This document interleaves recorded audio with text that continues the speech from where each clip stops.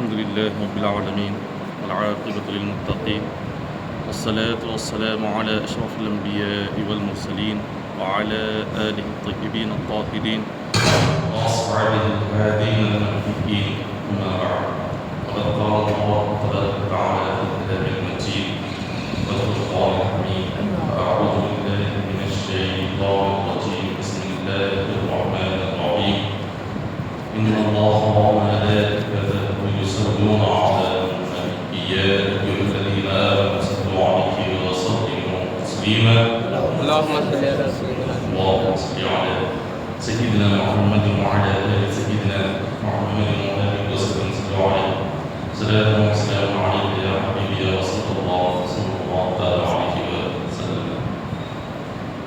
معززين الكرام، اللہ تبارک و تعالی جہد بارے میں ارشاد فرما رہا ہے وَسَارِعُوا إِلَى مَغْفِرَةٍ مِّن رَّبِّكُمْ وَجَنَّةٍ عَرْضُهَا السَّمَاوَاتُ وَالْأَرْضُ أُعِدَّتْ لِلْمُتَّقِينَ. اللہ تعالیٰ اپنے بندوں سے خاص طور پر ایک بات ارشاد فرما رہا ہے، اے بندو تم تیزی کرو، تم جلدی کرو. شریعت میں ہر کام آہستہ صبر سے کرنے کا حکم دیا گیا ہے، لیکن اللہ نے قرآن پاک میں ارشاد فرمایا دو چیزیں ایسی ہیں کہ ان چیزوں میں دیر مت لگاؤ، ان چیزوں میں جلدی کیا. سب سے پہلے کیا ہے؟ اِلَى مَغْفِرَةٍ مِّن رَّبِّكُمْ، تم اللہ سے اپنے گناہوں کی معافی مانگنے میں جلدی کیا کرو.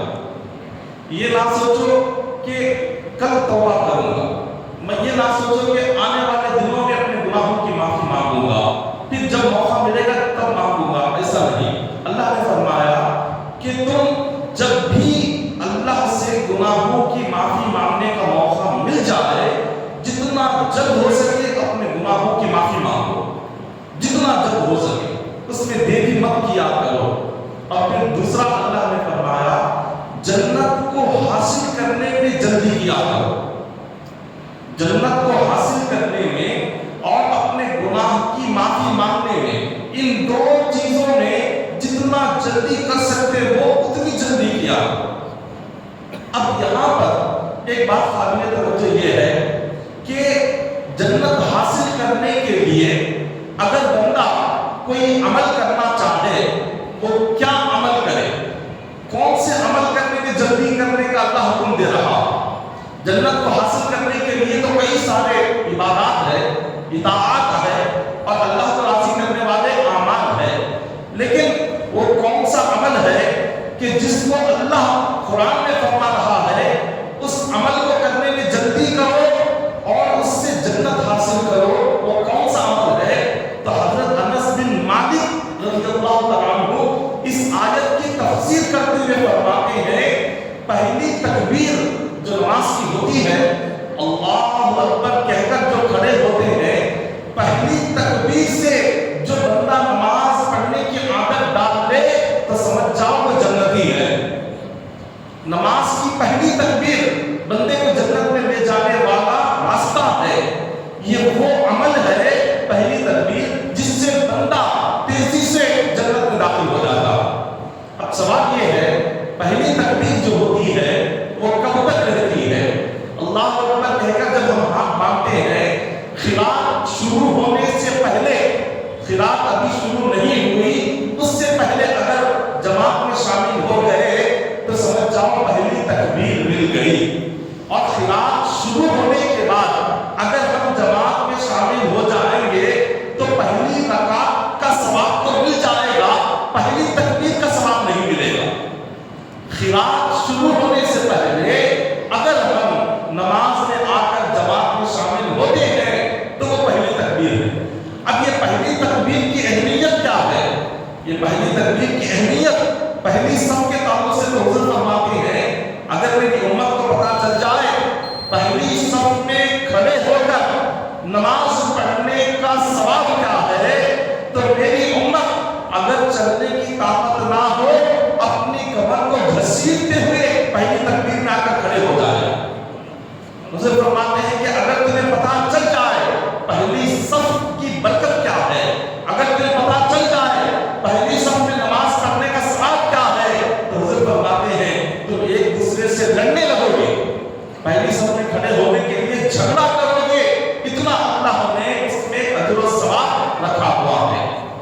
ایک روایت میں حضور فرماتے ہیں وَلَهُ مِنَ الْأَجْرِ، جو شخص پہلی تکبیر سے نماز پڑھ لے اللہ تبارک و تعالیٰ ایک احد پہاڑ کے برابر سونا خیرات کرنے سے بڑھ کر اسے ثواب عطا فرماتا۔ پہلی تکبیر سے نماز پڑھ لے، ایک احد کتنا بڑا پہاڑ ہے مکہ مکرمہ میں، احد پہاڑ بے انتہا بڑا ہے، اس پہاڑ کے برابر سونا خیرات کرنے والے کا جو اجر و ثواب ہے پہلی تکبیر سے نماز پڑھنے والے کا وہی اجر و ثواب۔ اور آگے حدیث پاک میں حضور فرماتے ہیں کہ یکتب لہ بکل رکعۃ عبادۃ السنۃ، جو شخص پہلی تکبیر سے نماز کے لیے کھڑے ہو جائے اللہ ہر رکعت کے بدلے میں اس بندے کو ایک سال کی عبادت کا ثواب عطا فرماتا ہے، ایک سال کی عبادت کا ثواب پہلی تکبیر سے نماز شروع کرنے والا۔ اور پھر آگے حضور نے فرمایا اس بندے کو پہلی تکبیر سے نماز پڑھنے والے کو اللہ تعالیٰ دنیا میں ہی جہنم سے نجات عطا فرما دیگا، اور اس بندے کو موت سے پہلے، ابھی دنیا سے رخصت نہیں ہوتا، اس سے پہلے فرشتے اس کے پاس آتے ہیں اور اس کی روح قبض کرنے سے پہلے بتاتے ہیں کہ اے بندے اللہ نے تیرے لیے جنت میں کیا نعمتیں تیار کر رکھی ہے۔ اس کو دنیا میں اس کے مقام میں رہتے ہوئے آنکھ بند ہونے سے پہلے، موت سے پہلے فرشتے اس بندے کو جنت میں اس کا مقام کیا ہے پہلے وہ مقام دکھاتے ہیں اور بعد میں اس کی روح کو قبض فرماتے ہیں۔ یہ پہلی تکبیر کا یہ اجر و ثواب ہے۔ اور پھر حضور نے آگے ارشاد فرمایا کہ اس بندے کو اللہ تبارک و تعالیٰ کہ جس کی عادت اگر بن گئی، کسی بندے کی اگر عادت ہو گئی پہلی تکبیر سے نماز پڑھنے کی، جب وہ قیامت کے دن اللہ کے پاس کھڑا ہوگا اللہ تعالیٰ اس بندے سے فرمائیں گے اے بندے آج تمام بندوں کا حساب لوں گا لیکن تجھے بغیر حساب کے جنت میں داخل کروں گا، کیونکہ تو نے دنیا میں میری عبادت پہلی تکبیر سے ادا فرمائی ہے۔ تو یہ نماز میں پہلی تکبیر کیا ہے؟ یہ جنت میں لے جانے کا ایک راستہ ہے۔ اللہ قرآن پاک میں یہی فرما رہا ہے وَسَارِعُوا إِلَىٰ مَغْفِرَةٍ مِّن رَّبِّكُمْ، خدا فرما رہا ہے جلدی کرو ان اعمال میں، ان چیزوں کو کرنے میں، ان عبادتوں میں تم جتنا جلدی کرو گے جنت میں اتنی جلد پہنچ جاؤ گے، اتنا جلد تمہارے تمام گناہوں کو میں معاف فرما دوں گا۔ ماہ یہ جو مہینہ ہے اب یہ مہینہ بالکل ختم پر ہے، اب اس مہینے کے بعد ایک مہینہ شروع ہونے والا ہے جو ماہ رجب ہے۔ یہ جو ماہ رجب کا مہینہ یہ کوئی عام مہینہ نہیں ہے، یہ ماہ رجب بہت ہی عظمتوں اور برکتوں والا مہینہ۔ اس مہینے کی برکتیں، عظمتیں حدیث پاک میں بے انتہا بیان کی گئی ہے۔ خاص طور پر جب ماہ رجب کا چاند نظر آتا ہے، وہ جو چاند نظر آنے والی وہ رات بڑی اہمیت والی رات ہے۔ اگر 29 کا چاند ہوا تو منگل کے دن چاند نظر آئے گا اور چاہشوبہ یہ پہلی تاریخ ہو جائے گی ماہ رجب کی۔ اگر 30 کا چاند ہوتا ہے تو پھر جمعرات پہلی تاریخ ہوگی ماہ رجب کی۔ تو ماہ رجب کا پہلا دن اور ماہ رجب کی پہلی رات اور ماہ رجب کی پہلی جمعرات یہ بہت بڑی جمعرات ہے۔ ماہ رجب کی پہلی جمعرات بہت بڑی جمعرات ہے اور حدیث پاک میں اس کا ذکر آتا ہے۔ اب یہ جو چاند نظر آنے والے دن بہت قریب ہے رجب کے، اب یہ جب چاند نظر آتا ہے اس رات میں ہمیں کیا کرنا اور جب پہلا دن رجب کا آ جائے اس پہلے دن میں ہمیں کیا کرنا، اور رجب کی پہلی جمعرات جب آتی ہے اس پہلی جمعرات میں ہمیں کیا کرنا، اس کی عظمت اور فضیلت کیا ہے آج تمام احادیث کی روشنی میں آپ کے سامنے بیان کیا جائے گا۔ حضور فرماتے ہیں من احیا اول لیلۃ من رجب لم یمت قلبہ، حضور نے فرمایا جو بندہ رجب کی پہلی رات چاند جیسے نظر آ گیا، نظر آنے کے بعد رجب کی پہلی رات جو بندہ رات میں اٹھ کر عبادت کرتا ہے، تہجد پڑھتا ہے یا نفل نماز پڑھتا ہے یا قرآن پڑھتا ہے، اللہ تعالیٰ اس کے دل کو کبھی مردہ نہیں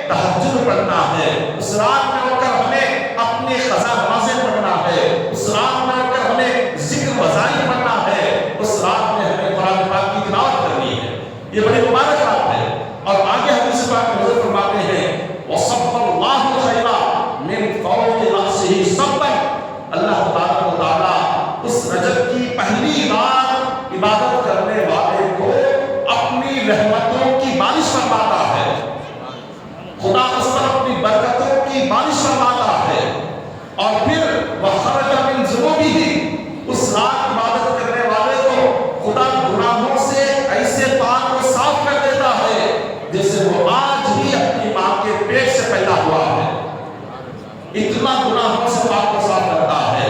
تو غور کریں کہ ماہ رجب یہ جو مہینہ آ رہا ہے یہ عام مہینوں کی طرح نہیں ہے، اس کی راتیں بڑی برکت والی راتیں ہیں، اس کے دن بڑے عظمت والے دن ہے۔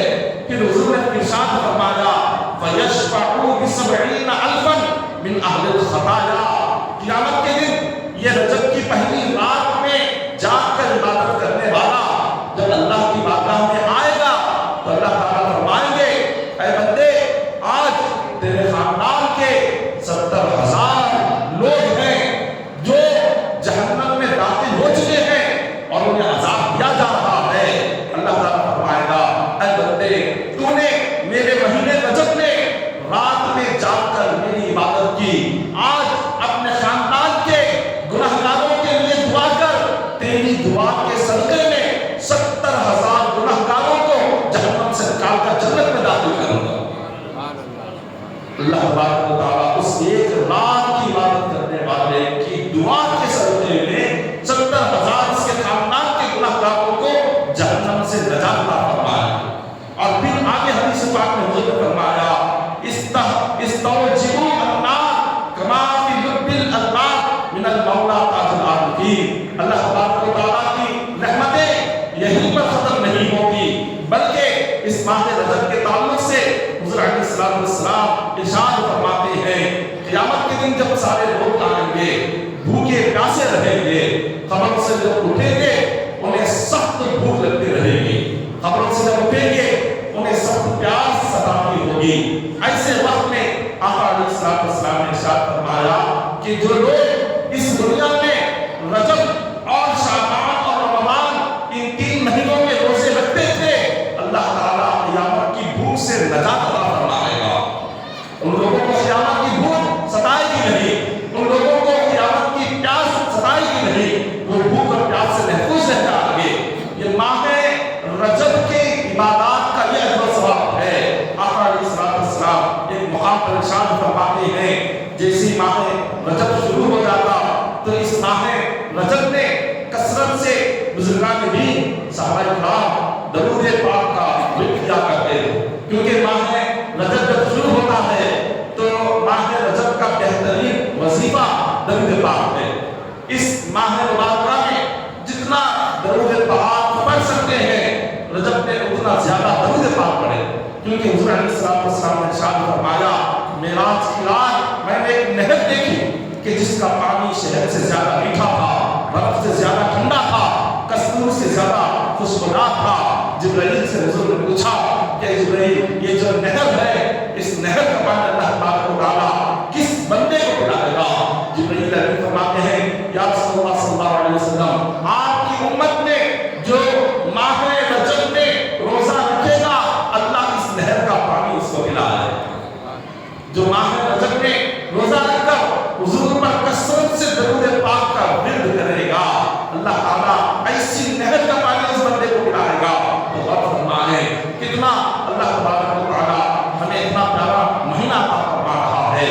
یہ ماہ رجب کی عبادات ایسی عبادات ہے کہ ایسے مقام پر ہمیں کام آتی ہے جہاں ساری دنیاوی طاقتیں ختم ہو جائے وہاں عبادت کی طاقت کام آتی ہے۔ عبادت میں اللہ نے وہ طاقت اور قوت رکھی ہے بندے کو ایسے مقام پر بچاتی ہے جہاں دنیا کی کوئی طاقت بندے کو بچا نہیں سکتی۔ بنی اسرائیل کی ایک حدیث بات ہے کہ حضرت نعمان بن بشیر رضی اللہ عنہ روایت فرماتے ہیں کہ 3 لوگ بنی اسرائیل کے سفر پر گئے ہوئے تھے، اچانک سخت بارش ہوئی، دیکھا کہ ایک پہاڑ کی غار ہے، اس غار کے اندر داخل ہوئے۔ جیسے اندر داخل ہوئے اوپر سے سخت بارش ہو رہی تھی، پہاڑ کی ایک چٹان آئی، وہ جس غار میں تھے اس غار کے منہ پر آ کر وہ چٹان رک جاتی ہے، غار کا منہ بند ہو جاتا۔ اب جیسے ہی وہ جس غار سے انہیں ہوا آ رہی تھی، جس غار سے روشنی آ رہی تھی، پہاڑ کی چٹان سامنے آ کر کھڑی ہو گئی، نہ ہوا آ رہی ہے نہ روشنی آ رہی ہے۔ اب ہونے لگی، سانس لینے میں تکلیف ہونے لگی. انہیں ایسے محسوس ہوا کہ جیسے اب ہم کچھ چند گھنٹوں کے مہمان ہیں، اب یہاں سے بس چند گھنٹوں کے بعد اور آنی ہے، کیونکہ ایک تو پہاڑ اور اطراف میں جنگل، نہ کوئی مددگار، نہ کوئی بچانے والا، نہ کوئی آواز سننے والا. اب پکارے تو کس کو پکارے؟ ایسے حالات جب انسان کی زندگی میں جب کبھی ایسے حالات آ جاتے ہیں، ایسے حالات میں اس کی حفاظت کیسے ہوتی ہے؟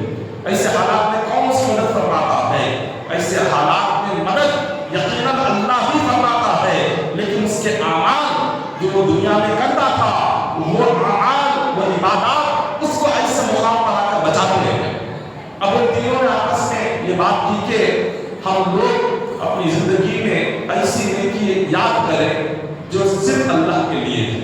ایسی نیکی تینوں نے کہا کہ ہم تینوں اپنی زندگی کی ایسی نیکی یاد کرو جو دنیا والے جس کو جانتے نہیں، جس کو صرف اللہ ہی جانتا، وہ صرف ہم نے اللہ کے لیے کی ہے اور کسی کے لیے نہیں کی، اور وہ نیکی صرف اللہ جانتا ہے اور ہم جانتے ہیں. ایسی کوئی نیکی ہو تو آج اس نیکی کو یاد کرو اور اس نیکی کا وسیلہ لے کر اللہ سے اس مصیبت کے دور ہونے کی دعا مانگو. اب ایک بندہ کھڑا ہوا، اس نے کہا اے مالک و مولا، میں ایک مرتبہ کام کے لیے چند مزدوروں کو میں لے کر آیا، مزدوروں کی ضرورت تھی، اب مزدوروں کو لے کر آیا، اب سارے مزدوروں نے کام کیا، شام ہو گئی. شام کے وقت میں جب انہیں مزدوری میں دے رہا تھا، انہوں نے کہا، ایک مزدور کہنے لگا کہ آپ مجھے زیادہ مزدوری دیں. اب مزدوری کتنی تھی؟ اس مالک کے مکان میں 2 کلو جواری کی بدلے میں انہیں اپنے گھر مزدوری کے لیے بلایا تھا. اب اس نے جتنا وعدہ کیا وہ اتنا انہیں عطا کر دیا. ان مزدوروں میں سے کہنے لگا کہ مجھے بہت زیادہ چاہیے، اتنا نہیں چاہیے. اس نے کہا کہ میں نے جو وعدہ کیا تمہیں وہ اس وعدے کے مطابق دے رہا ہوں، تم کہہ رہے ہو کہ زیادہ چاہیے، کیا وجہ ہے؟ وہ کہنے لگا میرا کام دوسروں سے اچھا ہے، میں نے دوسروں سے بہت اچھا کام کیا تو میری مزدوری دوسروں سے بھی اچھی ہونی چاہیے. مالک مکان نے کہا کہ نہیں، میں نے جو وعدہ کیا ہے تمہیں اتنا ہی دوں گا. 2 سیر اناج کا میں نے وعدہ کیا، 2 سیر اناج لے لو اپنی مزدوری اور یہاں سے چلے جاؤ، اس سے بڑھ کر نہیں ملے گا. اس نے منع کر دیا، کہا کہ اگر مجھے دوسروں سے زیادہ دیتے ہو میں دوں گا ورنہ میں نہیں دوں گا. اتنا کہہ کر وہ چلا گیا. اب اس نے سوچا یہ 2 کلو اناج اس کا کیا کرے. اس بندے نے اس 2 کلو اناج کو ایک زمین پر ڈالا، جو زمین جہاں پر وہ کھیتی کرتا تھا. جب وہ اناج، وہ ساری چیزیں وہ ایک زمین میں اس نے ڈالا، اس سے درخت اگنے لگے، اس سے پھل آئے، اس سے پھول آئے، اور اس کو بیچا، اور بیچنے کے بعد 1000 درہم ہو گئے، 1000 درہم ہو گئے. اور اس نے ان درہموں سے کئی ساری بکریاں خریدی، اونٹ خریدے، گائے خریدے، وہ سب کچھ اس نے لا کر اپنے گھر کے صحن میں رکھ دیا. چند دن گزرے، وہی مزدور آیا. اس نے کہا میں نے کئی مہینے پہلے اپنی مزدوری آپ کے پاس چھوڑ کر گیا ہوا تھا، اب بہت تنگست ہوں، پریشان ہوں، وہ جو آپ مجھے 2 کلو اناج دینا چاہتے تھے وہ 2 کلو اناج مجھے دے دیجئے. اس مزدوری کو لے کر جانے کے لیے آیا. مگر اس مالک کے مکان نے کہا اے اللہ کے بندے، وہ جو 2 کلو تو اناج چھوڑا تھا، اس 2 کلو کو میں نے زمین پر ڈالا اور اس سے اناج جتنا نکلا 1000 درہم آئے، اور اس سے میں نے 1000 بکریاں خریدی. آج تجھے 2 کلو اناج نہیں دوں گا، یہ سامنے جتنا رکھا ہوا ہے یہ ساری بکریاں تو لے جا، سارے اونٹ لے جا، سارے گائے لے جا. 1000 کی تعداد میں تھے. اس نے کہا یہ سب کچھ لے جا، یہ تیرا ہے، یہ میرا نہیں ہے. اللہ اکبر. ایک بندہ کہ جس کے پاس اتنی ساری چیزیں تھی، وہ چاہتا تو اپنے لیے جمع کر کے بچا کر کے رکھ سکتا تھا، محنت اس کی تھی، سب کچھ اس کا تھا. لیکن ایمانداری دیکھیے، انسان کی ایمانداری اس کو ایسی جگہ کام آتی ہے جہاں دنیا کی ساری طاقتیں دم توڑ دیتی ہیں. دنیا کی جو طاقتیں جہاں رکتی ہیں وہاں اللہ کے لیے کرنے والی نیکی کام آتی ہے. اس بندے نے اللہ کو راضی کرنے کے لیے، خدا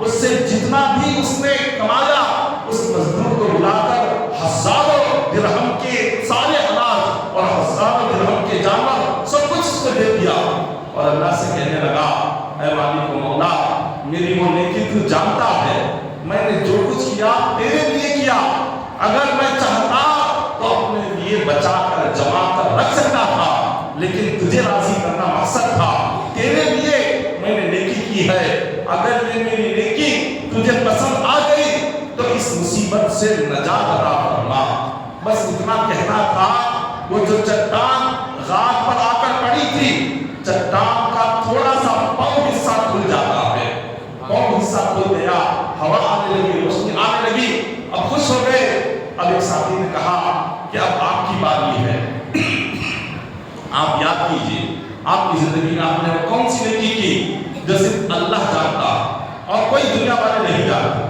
اس نیکی کو آپ یاد کیجئے دوسرا بندہ کھڑا ہوا اس نے کہا اے مالک و مولا میں بہت بڑا تاجر تھا میرے پاس تجارت کا بہت زیادہ سامان تھا میں کاروبار کرتا تھا ایک خاتون میرے پاس آئی اور میں نے اس خاتون سے اپنے خواہش پوری کرنے کا ارادہ ظاہر کیا میں اس سے زنا کرنا چاہتا تھا مگر اس نے منع کر دیا میں خاموش ہو گیا اور وہ چلی گئی اور اس کا نکاح ہو گیا اس کی اولادیں ہو گئی شوہر بیمار ہو گیا 4 دن سے بچے بھوکے تھے اس نے اپنے محلے میں دیکھا کہ کوئی ایسا شخص جو اس کی مدد کرے وہ ایک ہی بندہ تھا وہ گئی کہا کہ میری مدد کر دو آج مجھے کھانے کے لیے کچھ چیزیں جو دکان کی ہیں وہ مجھے دے دو اس شخص نے کہا کئی سال پہلے میں نے تجھ سے زنا کی خواہش کو ظاہر کیا تھا میرا ارادہ ابھی بھی وہی ہے میں ابھی بھی اس گناہ کو کرنا چاہتا ہوں اگر تم اس گناہ کو مکمل کر لو تم جو چاہو میں تمہارے قدموں میں رکھ دوں گا وہ خاتون بڑی پاک آس تھی نیک تھی وہ واپس چلی گئی جا کر اپنے گھر میں اپنے بچوں کے چہرے کو دیکھتی ہے بچے سمجھتے ہیں شاید ماں نے ہمارے لیے کوئی کھانے پینے کی چیزیں کو لے کر آئی ہے ماں کے ہاتھ خالی تھے بچوں نے رونا شروع کر دیا ماں نے کہا تھوڑی دیر رک جاؤ میں ابھی لے کر آتی ہوں وہ دوبارہ آئی اسی شخص کے پاس کہا کہ اے بندے میری کچھ تو مدد کر دے گھر میں میرا بیمار شوہر ہے اور بچے تڑپ رہے ہیں بلک رہے ہیں اس نے دوبارہ سے اپنی اسی خواہش کا اظہار کیا اس خاتون کو اللہ کا ڈر اتنا تھا خوف اتنا تھا وہ واپس چلی گئی اپنے بچوں کا چہرہ دیکھتی ہے بچے ماں سے لپٹ کر کہتے ہیں کہ دوسری مرتبہ بھی خالی ہاتھ واپس آ گئی ہو ماں سے رہا نہیں گیا وہ واپس اس شخص کے پاس آئی اور کہا کہ 3 مرتبہ میں تمہارے پاس طلب کر آئی ہوں تو سوچو میری مجبوری کیا ہوگی سوچو میرے تکالیف کا کیا حال ہوگا میری مصیبتوں کا کیا حال ہوگا میرے گھر میں کتنی تندرستی ہوگی اس نے پھر وہی بات کہی کہا کہ تم میرے ساتھ اگر گناہ کرتی ہو تو میں تم جو کہو گی تمہارے قدموں میں لا کر رکھ دوں گا اس خاتون نے کہا کہ میرا رب دیکھ رہا ہے میں کن مجبور حالات میں ہوں اس نے کہا آج جب میں واپس جاؤں گی اگر بچے نہ کھائیں تو بھوکے پیاسے تڑپ کر مر جائیں گے بس ان کا چہرہ دیکھ کر اس مجبوری کے لیے میں ہاں کہتی ہوں اس نے تھوڑی دیر کے لیے ہاں کہا وہ ایک کونے پر بیٹھ جاتی ہے اور وہ شخص آتا ہے اور وہ آ کر اپنا جنون اور اپنا گناہ کرنے کا ارادہ ظاہر کر کے آگے بڑھتا ہے اس خاتون کو جیسی ہاتھ لگاتا ہے وہ سر سے لے کر پیر تک وہ تڑپنے لگتی ہے وہ کانپنے لگتی ہے اس کی آنکھوں سے آنسو جاری ہو جاتے ہیں وہ شخص کہتا ہے یہ کیا معاملہ ہے کہ تم سر سے لے کر پیر تک تڑپ رہی ہو تمہاری آنکھوں سے آنسو جاری ہے کیا کوئی بیماری ہے یا بخار ہے وہ خاتون کہتی ہے اے اللہ کے بندے نہ کوئی بیماری ہے نہ کوئی بخار ہے دراصل بات یہ ہے کہ آج میں اس مجبوری میں آ کر گناہ کر رہی ہوں میں سوچ رہی ہوں جب میں خبر میں جاؤں گی اس گناہ کے بدلے میں کیا عذاب مجھے ملے گا اس گناہ کا عذاب کیا ہوگا خبر کو یاد کر کے کانپ رہی ہوں اس گناہ کے بدلے میں اللہ کو جو جواب دینا ہوگا اس جواب کو یاد کر کے میں تڑپ رہی ہوں رو رہی ہوں آج ہر نوجوان کو چاہیے کہ اس حکایت کو اپنے دلوں پر بٹھائے ہر خاتون کو چاہیے کہ وہ نیک بندوں کی زندگیوں کو سنے، اپنے ایمان کو تازہ کرے۔ آج نوجوان گناہ کرنے کی فراق میں رہتا ہے، جہاں موقع مل گیا وہاں اس نے گناہ کر لیا۔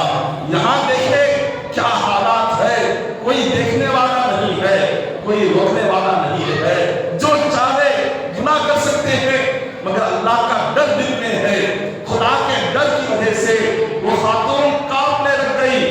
اس نوجوان نے کہا تیرے دل میں جو اللہ کا ڈر ہے، تیرا ڈر، تیرا خوف دیکھ کر میرے دل میں بھی اللہ کا ڈر پیدا ہو گیا، میرے دل میں خدا کا خوف پیدا ہو گیا۔ وہ نوجوان جو برائی کرنے کا ارادہ کر رہا تھا، زنا کرنے کا ارادہ کر رہا تھا، وہ کانپ گیا۔ اس نے کہا کہ مجھے معاف کر دے۔ تھوڑی دیر کے لیے شیطان مجھ پر غالب آ گیا تھا، میں معافی چاہتا ہوں۔ اب وہ وہاں سے باہر آ جاتا ہے۔ اس نے جتنا جو کچھ اس کو ضرورت تھی، اس نوجوان نے اس کی ضرورت سے بڑھ کر اناج دیے، کھانے کی چیزیں دی، پینے کی چیزیں دی، ساری ضرورت کی چیزیں دے دی۔ وہ خاتون چلی گئی۔ اب وہ بندہ اللہ کی بارگاہ میں عرض کرتا ہے، اے مالک و مولا، اگر اس دل چاہتا میں گناہ کر سکتا تھا، لیکن میں نے تیرے لیے اس گناہ کو چھوڑا۔ اگر وہ میرا گناہ چھوڑنا تجھے پسند ہے تو اس مصیبت سے ہمیں باہر نکال، اس چٹان کو ہٹا دے۔ بس اتنا کہنا تھا، چٹان آدھی ہٹ جاتی ہے، آدھا حصہ باہر کا کھل جاتا ہے، ابھی تھوڑا حصہ باقی رہ گیا تھا۔ تیسری کی باری آتی ہے۔ اب کہتے ہیں تیسرا ساتھی کھڑا ہو کر اللہ کی بارگاہ میں عرض کرتا ہے کہ مولا، میں زندگی میں کوئی بڑا نیک انسان نہیں ہوں، بکریاں چرانے والا ہوں، لیکن ایک نیکی ایسی کی ہے، آج تیرے سامنے اس نیکی کا ذکر کرتا ہوں۔ اب وہ کہنے لگا کہ مولا، ایک رات ایسی آئی، میں ہر رات بکریوں کو چرا کر آتا تھا اور بکریوں کا دودھ نکالتا تھا۔ پہلے میرے بچے تڑپتے رہتے، بھوک اور پیاس سے میرے پیروں کو پکڑ لیتے اور کہتے تھے ابا حضور ہمیں دودھ پلائیے۔ وہ کہتا ہے کہ مولا، میرے بوڑھے ماں باپ تھے، جب تک میں انہیں پہلے دودھ نہیں پلاتا، اپنے بچوں کو دودھ نہیں پلاتا تھا۔ پہلے اپنے والدین کے لیے، بوڑھے ماں باپ کے لیے بکری کا دودھ نکالتا اور اس کو لے کر پہلے انہیں پلاتا، بعد میں بچوں کو پلاتا تھا۔ لیکن ایک وقت ایسا آیا کہ بکریوں کو چراتے چراتے کافی وقت گزر گیا۔ جب گھر آیا اور بکریوں کا دودھ نکالا تو دیکھا میرے والدین سو گئے ہیں۔ اب والدین سو گئے ہیں، کافی رات ہو گئی ہے، بچے بھوکے ہیں، یہاں بچے تڑپ رہے ہیں، باپ کے سامنے آنسو بہا رہے ہیں، کہہ رہے ہیں کہ اے میرے والد، آپ ہماری بھوک اور پیاس کو دیکھ کر کیوں ہمیں نہیں کھلا رہے، کیوں نہیں کھلا رہے؟ باپ کہتا ہے جب تک میرے ماں باپ پہلا دودھ کا پیالہ نہیں پئیں گے، اس وقت تک نہ تمہیں کھلاؤں گا نہ تمہیں پلاؤں گا۔ اسی طرح سے وقت گزرتا گیا، رات ہو گئی، تڑپ تڑپ کر بچے اپنے باپ کے قدموں میں اسی طرح وہ سو گئے۔ جیسے اس بات اور قریب آیا، وہ جو بندہ تھا بکریاں چرانے والا، کوئی بڑا عبادت گزار نہیں، کوئی نیک نہیں، وہ ساری رات دودھ کا پیالہ لے کر ماں باپ کے سامنے کھڑا رہا۔ جیسے بدر کے وقت میں والدین کی آنکھ کھلی، دیکھا، پوچھا کہ بیٹا یہ کیا ہے، یہاں پر پیالہ لے کر کیوں کھڑے ہو، پیالہ رکھ دو۔ اس نے کہا کہ اے میرے والدین، اگر میں نے سوچا پیالہ یہاں سامنے رکھ کر میں چلا جاتا، آپ کی آنکھ کھل جاتی اور آپ کو ضرورت پڑتی دودھ کی، اور اس وقت میں میں آپ کو دودھ نہ دیتا تو مجھے ڈر تھا کہیں میرا رب مجھ سے ناراض ہو کر مجھے جہنم میں نہ ڈال دے۔ آپ کی ناراضگی ایک لمحہ آپ کو دودھ دینے میں اگر دیر ہو جائے، اس بات کا ڈر تھا کہیں میں جہنم میں نہ بن جاؤں، اس لیے ساری رات دودھ کا پیالہ پکڑ کر آپ کے سامنے کھڑا رہا۔ ماں نے اس دودھ کے پیالے کو لے لیا، پی لیا، دعا کی کہ مولا میرا بیٹا جب بھی دعا مانگے اس کی دعا کو قبول کرنا۔ اب وہ اللہ کہتا ہے کہ مولا، میں نے وہ جو نیکی کی صرف تیرے لیے کی، اگر یہ نیکی تجھے پسند ہے، اس غار کے اوپر جو پتھر پڑا ہے اس کو ہٹا دے۔ بس یہ دعا ہونا تھا۔ اس غار کے اوپر کا جو پتھر تھا وہ مکمل طور پر ہٹ جاتا ہے اور یہ تینوں زندہ غار سے باہر واپس آ جاتے ہیں۔ اللہ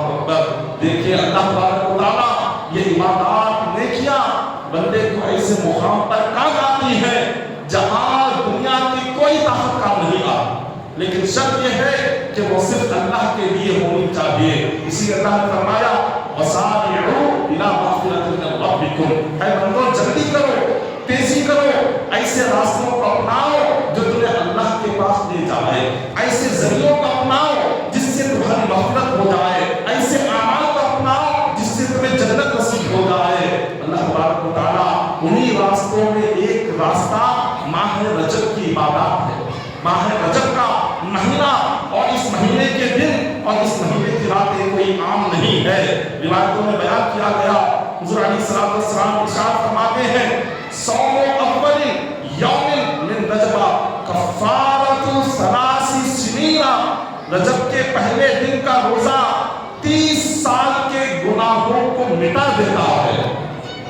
پہلی تاریخ کا روزہ، جیسے رجب کا چاند اگر منگل کو نظر آ گیا تو چاشمہ پہلی تاریخ ہوگی، چاشمہ نظر آ گیا تو جمعرات پہلی تاریخ ہوگی. تو پہلی تاریخ کا جو رجب کا روزہ ہوگا حضور نے ارشاد فرمایا کہ کفارۃ ثلاث سنین، 30 سال کے گناہوں کو مٹا دیتا ہے. والثانی کفارۃ سنتین، ماہ رجب کے دوسرے دن کا روزہ جو بندہ رکھ لے 20 سال کے گناہ اس کے اللہ تعالیٰ مٹا دیتا ہے. والثالث کفارۃ سنۃ، جو ماہ رجب کے تیسرے دن کا روزہ رکھ لے اللہ تبارک و تعالیٰ 1 سال کے گناہ کو مٹا دیتا ہے. ثم کل یوم کفارۃ شہر، اب 3 دن ہونے کے بعد جب چوتھے دن سے رجب کے ہم روزے رکھنے لگ جائیں گے تو اس کے بعد فرمایا ہر ایک دن کے روزے کے بدلے میں 1 مہینے کے گناہ اللہ معاف فرما دیگا.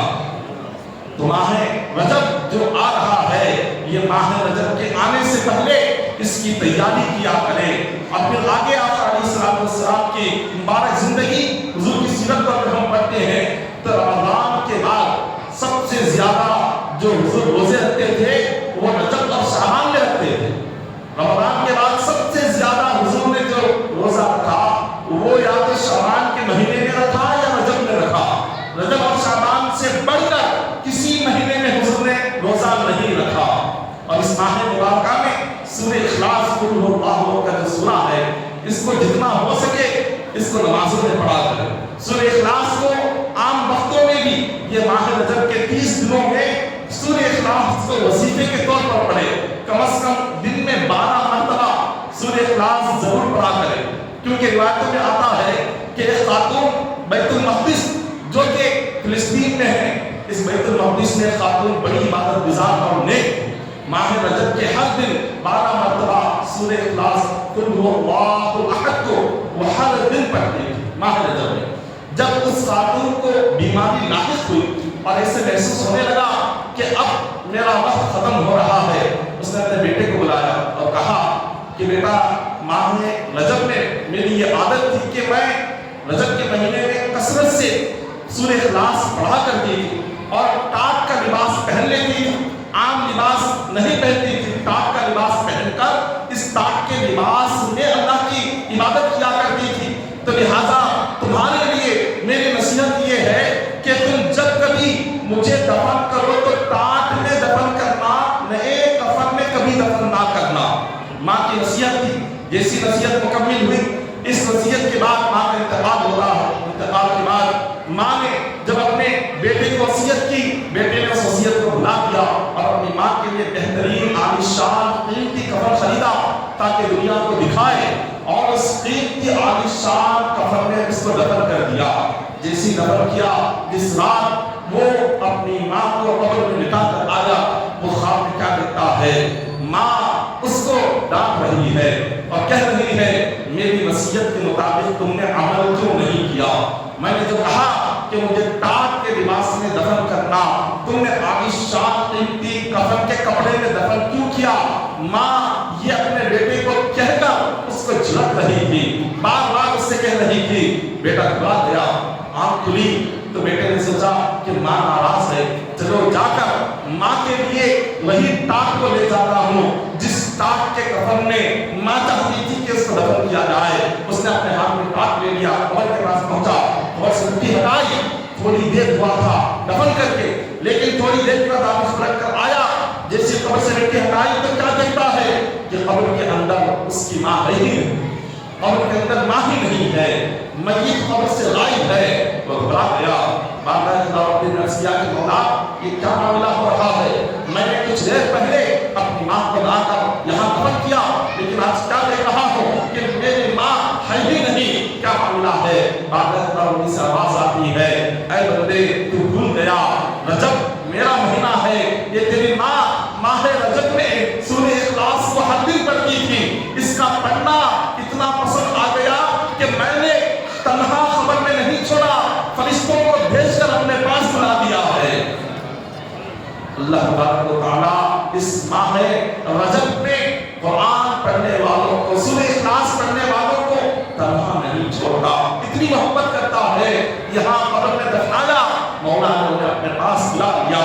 اسی طرح ایک روایت میں آتا ہے، حضرت انس بن مالک رضی اللہ تعالیٰ روایت فرماتے ہیں، حضور علیہ السلام نے ارشاد فرمایا، ان رجب شہر اللہ وشعبان شہری ورمضان شہر امتی۔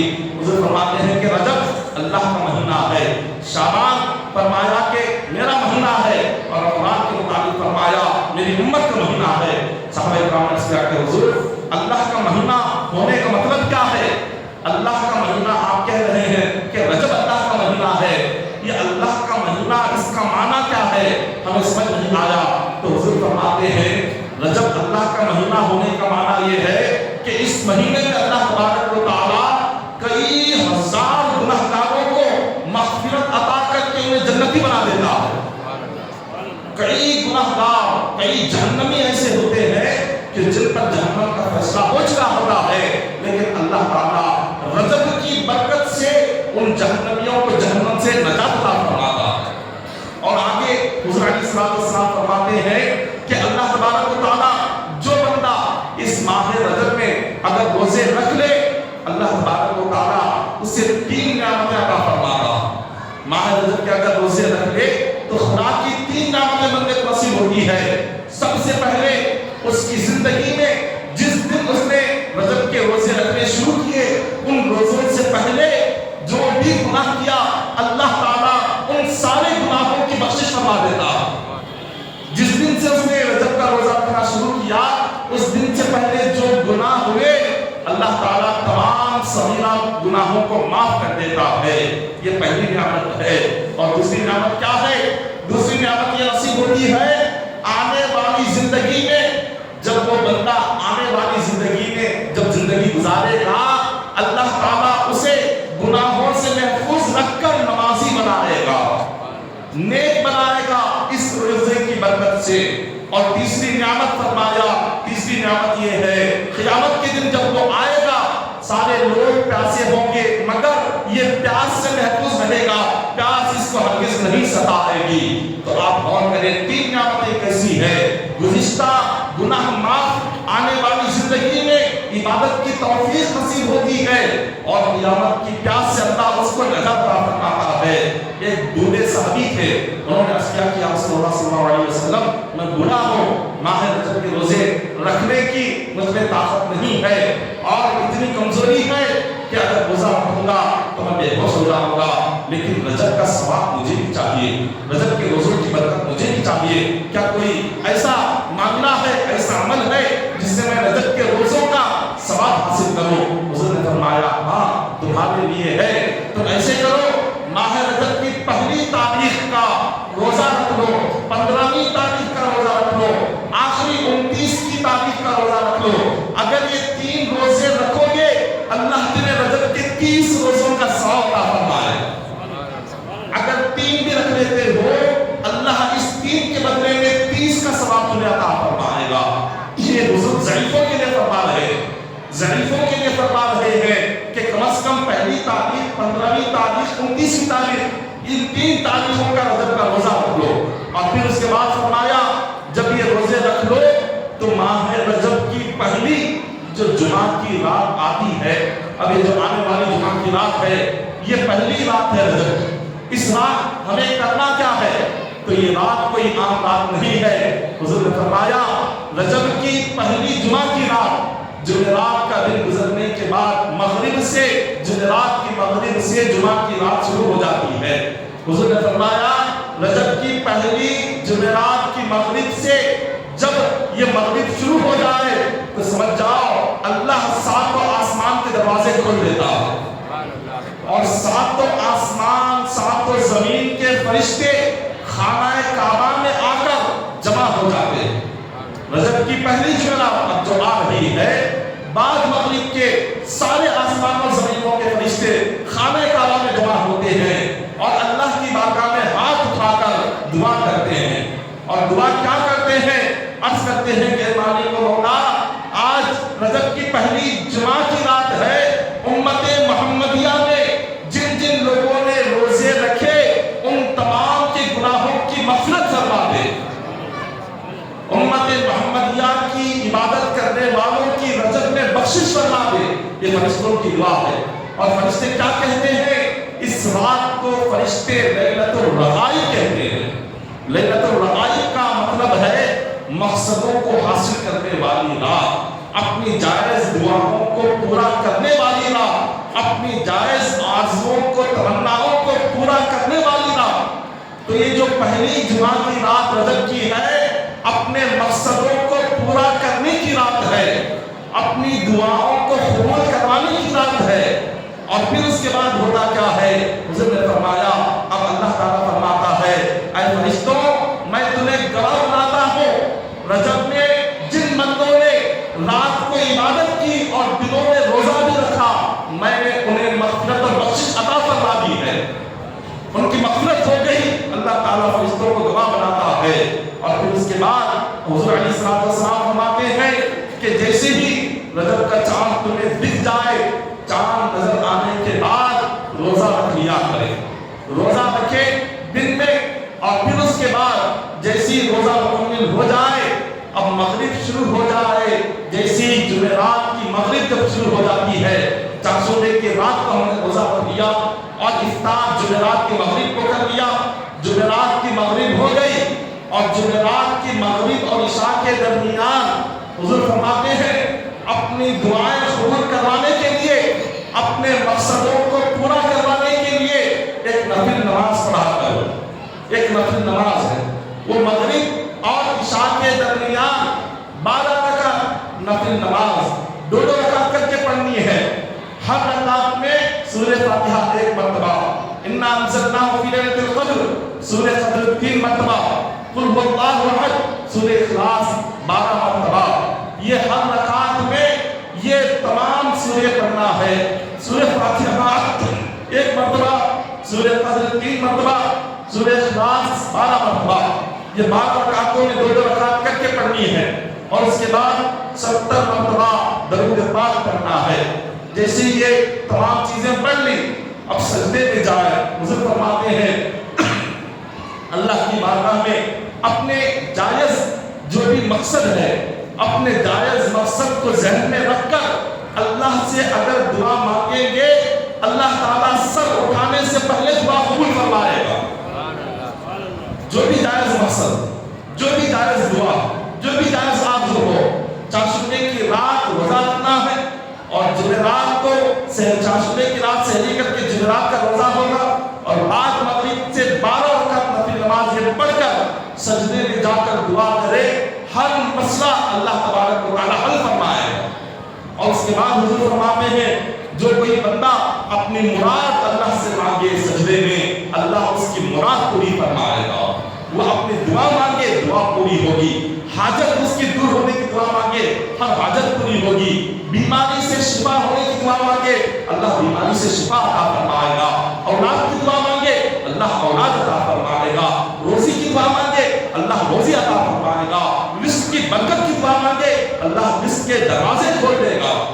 जो दुआ हो इस नमाज को पढ़कर आप मांगे, जरूर पूरी होगी।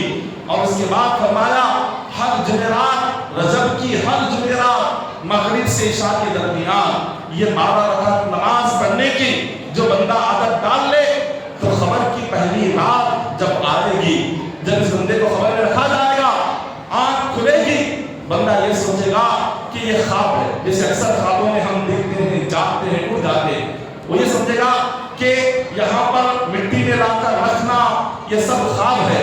फिर वो अपने आप को देखेगा, अपने कफन को देखेगा, आहिस्ता आहिस्ता यकीन आने लगेगा कि वो मर चुका है।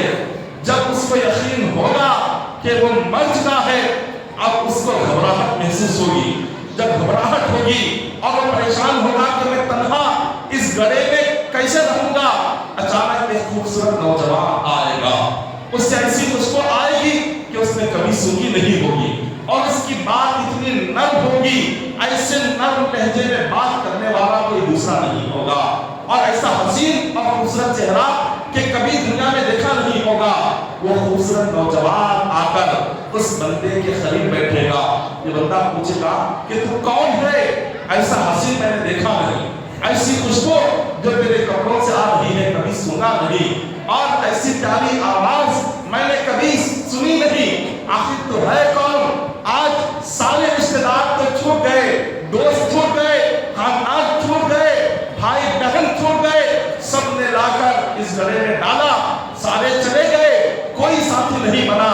तू मेरा दोस्त कब से बन गया? तू मेरा साथी कब से बन गया? मैंने कभी दुनिया में तो तुझे देखा नहीं।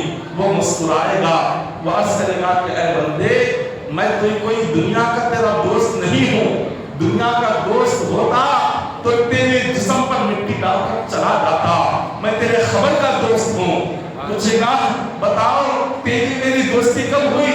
वो कहेगा कि याद कर, रजब की पहली रात तू क्या करता था? रजब की रात उठकर जो 12 रकात नफिल पढ़ता था, अल्लाह ने उस 12 रकात नफिल को एक खूबसूरत नौजवान बनाकर तेरा दोस्त बनाकर खबर में देता है। वो कहेगा वही मैं नमाज हूँ जो तू रातों में उठकर पढ़ता था, वही नमाज हूँ जो रजब में पढ़ता था। आज अल्लाह ने तेरा दोस्त बनाया और मुझे भेजा है। और कहेगा ऐ बंदे, मैं सिर्फ अब नहीं बल्कि आगे जब तक अल्लाह ताला तुझे कब्र में सुलाएगा उस वक्त तक मैं तेरे साथ रहूंगा। और कब्र में सुलाने के बाद जब क़यामत और मैदान महशर होगा, अल्लाह तबारक व तआला मैदान महशर को एक दिन को अल्लाह ने कुरान पाक में फरमाया 50,000 साल के बराबर होगा। वो दोस्त कहेगा कि बंदे, जब 50,000 साल का क़यामत का दिन होगा, उतने दिन तक मैं तेरे सर पर बादल की तरह साया करके हमेशा रहूंगा। क़यामत के दिन भी तेरे सर पर बादल बनकर रहूंगा, और जब तक अल्लाह सूर नहीं टूटता उस वक्त तक तेरे साथ तेरी कब्र में आराम करता रहूंगा। तो आप गौर करें कि ये जो महीना आ रहा है, ये माह रजब, इस महीने के ताल्लुक से आप ये ना सोचे कि सिर्फ माह रमजान में ही हमें इबादत का एहतमाम करना है, माह रमजान में ही हमें नफिल या सुन्नतें या रातों में उठकर तहज्जुद पढ़ना है, बल्कि हदीस पाक में हुजूर ने इरशाद फरमाया कि ये जो रजब है ये अल्लाह का महीना है और रमजान की तैयारी रजब से शुरू करनी है। अगर इस वक्त से रजब से तैयारी शुरू हुई तो रमजान अच्छा गुजरेगा, और रमजान से रमजान की तैयारी शुरू करेंगे तो रमजान खत्म हो जाएगा, तैयारी नहीं होगी। इसीलिए फरमाया कि इसी महीने से रातों में उठना शुरू करो, इसी महीने से रोजे रखना शुरू कर दो, और इसी महीने से अपनी इबादतों को बढ़ाओ, अपने वक्त को इबादतों में लगाने की इसी महीने से आदत डालो। तो माह रजब अनकरीब चांद नजर आने वाला है। आप तमाम चांद जैसी नजर आ जाए रोजा रखना शुरू कर दे। और नीयत क्या है? नफिल रोजे की आप नीयत करें, रजब का नफिल रोजा रखता हूँ वास्ते अल्लाह के, बस इतना ही नीयत कर ले, इतनी नीयत काफी है। और रात में नफिल नमाज जो मगरिब से इशा तक पढ़नी है, उसके लिए भी रजब की 2 रकात नफिल नमाज पढ़ता हूँ वास्ते अल्लाह के, तो मेरा काबतुल्लाह शरीफ की ये नीयत करके आपको 2 रकात करके नमाज अदा करनी है।